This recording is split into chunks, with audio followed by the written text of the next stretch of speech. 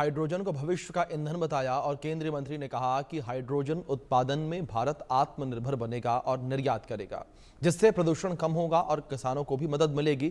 केंद्रीय मंत्री नितिन गडकरी ने कहा कि आने वाला समय हाइड्रोजन फ्यूल का है और भारत हाइड्रोजन फ्यूल के लिए पूरी तरीके से तैयार है।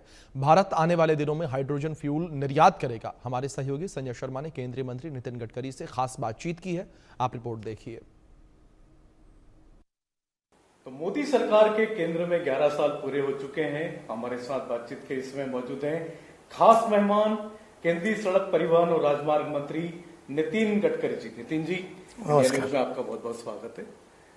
नितिन जी, 11 साल पहले 2014 में जब आप सरकार में आए थे, मंत्रालय में आए थे, तब से अब तक क्या बड़ा बदलाव आपको देखने को लग रहा है, सरकार में भी, सरकार के स्तर पे भी और आपके मंत्रालय में?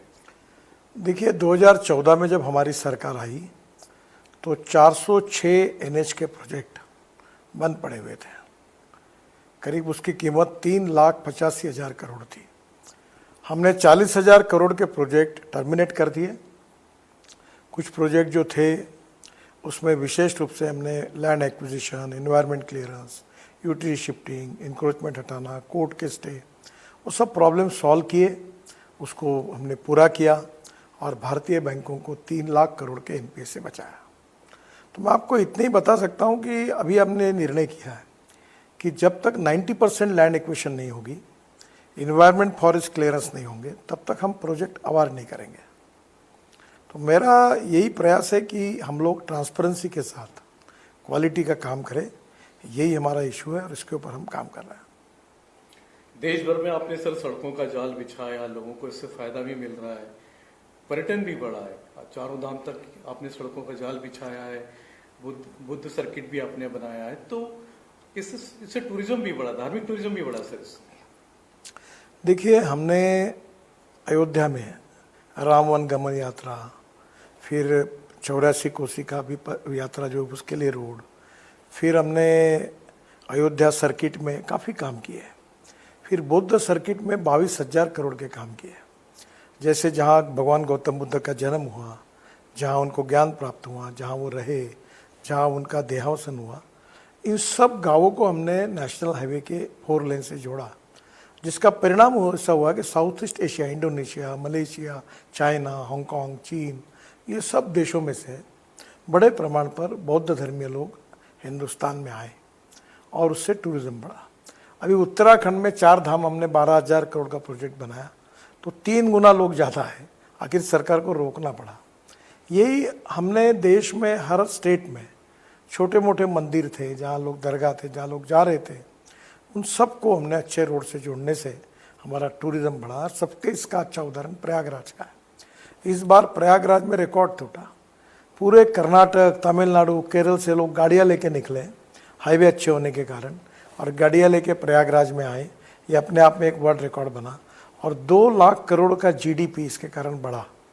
तो मैं आपको यही कहना चाहूँगा कि American president John F Kennedy ने कहा था कि American roads are not good because America is rich, but America is rich because American roads are good. Road से प्रॉस्पेरिटी आती है, रोड से टूरिज्म बढ़ता है, और सबसे बड़ी बात, उद्योग व्यवसाय में, एक्सपोर्ट में भी बहुत बड़ा काम हुआ। हमारे देश की लॉजिस्टिक कॉस्ट 16% थी। अभी IIM बेंगलोर और IIT कानपुर और IIT चेन्नई ने स्टडी किया और उन्होंने कहा कि हमारी लॉजिस्टिक कॉस्ट 4 से 6% कम हुई है। अब आप देखिए कि चाइना की लॉजिस्टिक कॉस्ट 8% है, 9% है, 8% है। यूरोपियन देशों की लॉजिस्टिक कॉस्ट और अमेरिका की 12% है और भारत की 16% है। अगर ये 6% कम हुई, आज 10% हुई, मेरा विश्वास है इस साल एंड तक, दिसंबर तक, ये 9% यानी सिंगल डिजिट पे आएगी। तो ये जो 6-7% कॉस्ट कम होगी, इसके कारण हमारा एक्सपोर्ट 1.5 गुना बढ़ेगा, इंडस्ट्री, उद्योग, व्यापार। तो मुझे लगता है देश के लिए वेल्थ क्रिएट करेगा और आत्मनिर्भर भारत का सपना पूरा करेगा। $5 ट्रिलियन की इकोनॉमी बनाने का जो प्रधानमंत्री का सपना है वो पूरा होगा। सर, आपको इनोवेटिव लीडर माना जाता है, विजनरी नेता कहा जाता है। आपने सबसे पहले इथेनॉल की बात कही थी, फिर कहा था इलेक्ट्रिकल व्हीकल्स। तो आज तो ऐसा लगता है कि इलेक्ट्रिकल व्हीकल्स की लगता है आने वाला समय उसी का होगा। देखो, ethanol, methanol, biodiesel, LNG, electric और हाइड्रोजन, ये हमारा भविष्य है। हमारे देश में 22 लाख करोड़ का fossil fuel, petrol, diesel, gas import होता है और प्रदूषण होता है, और 40% प्रदूषण हमारे रोड के कारण है।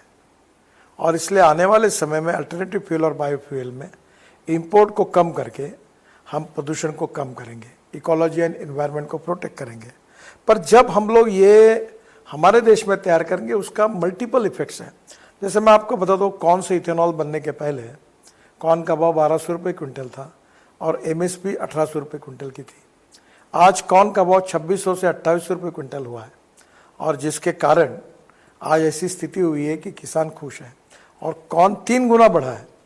तो एक प्रकार से गांव, गरीब, मजदूर, किसान का कल्याण करके जल, जमीन, जंगल और जानवर पर आधारित जो रूरल एग्रीकल्चर, ट्राइबल और फॉरेस्ट की इकोनॉमी है, उसको हम बढ़ाएंगे।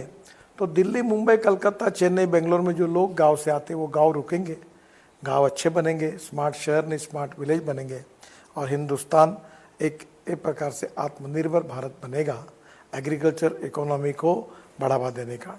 और मुझे आज खुशी है कि हमारा किसान केवल अन्नदाता नहीं है, ईंधन दाता है।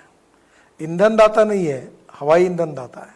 हवाई ईंधन दाता नहीं है, बिटुमिन दाता है। बिटुमिन दाता नहीं, ऊर्जा दाता है। अब हमारा किसान एक प्रकार से हाइड्रोजन दाता भी बन रहा है। तो ये जो चेंज हुआ है, इसके कारण ग्रामीण भारत की तस्वीर बदलेगी, परिस्थिति बदलेगी, और ये हिंदुस्तान के विकास में बहुत बड़ा इसका योगदान होगा। सर, इलेक्ट्रिक व्हीकल्स की संख्या लगातार बढ़ती जा रही है। आपने भी इससे बताया था कि दिल्ली में अब सारी बसें भी इलेक्ट्रिकल्स आ रही हैं।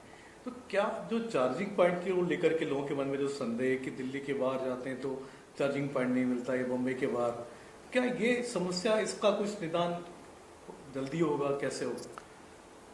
देखिए, एक बात ऐसी है कि चार्जिंग का कोई प्रॉब्लम नहीं है, क्योंकि जो दिल्ली, मुंबई का अपने शहर में जो गाड़ियाँ यूज़ करते हैं वो स्कूटर 26 से 28 किलोमीटर एक दिन चलती है, जबकि एक बार रात को चार्ज किया तो 125 किलोमीटर के लिए चार्जिंग होता है। कार जो होती है वो 300 से 450 किलोमीटर की चार्ज होती है, जबकि एक दिन 70 से 80 किलोमीटर चलती है।